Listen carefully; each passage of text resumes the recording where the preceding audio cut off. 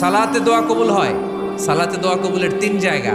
একটা হচ্ছে তাকবীরে তাহরিমার পরে আমরা সানা পড়ি না, আমরা তো একটা পড়ি। আল্লাহর হাবিব সুন্নাহ এবং নফল নামাজে আরো পড়তেন সানা, ওই দোয়া কবুল হয়। 2 নম্বর জায়গা সালাতে সেজদায় পড়ে দোয়া করলে কবুল হয়। আকরাবু মা ইয়াকুনুল আবদু মির রাব্বিহি ওয়া হুয়া সাজিদ ফাকসিরু ফীহি দুআ। বান্দা যখন সেজদায় লুটিয়ে পড়ে, বান্দা আল্লাহর সবচেয়ে কাছে চলে যায়। কিন্তু বিশ্বনবী বলে, সেজদাটা তোমার রবের কুদরতি পায়ের উপরে পড়েছে। সেজদায় পড়ে দোয়া করেন। সালাম ফিরানোর আগে বিশ্বনবী দোয়া করতেন, লা ইউসাল্লিমান্না আহাদুকুম হাত্তা ইয়াতাআওয়াযা মিন আরবা'a। আল্লাহর হাবিব বললেন, 4 জিনিস থেকে পানাহানা আছে, আমার কোন উম্মত যেন সালাম না ফিরায়। তারা যেন পড়ে, আল্লাহুম্মা ইন্নী আউযু বিকা মিন আযাবিল কবর, আউযু বিকা মিন আযাবি জাহান্নাম, আউযু বিকা মিন ফিতনাতিল মাহইয়া ওয়াল মামাত, আউযু বিকা মিন ফিতনাতিল মাসিহিদ দাজ্জাল।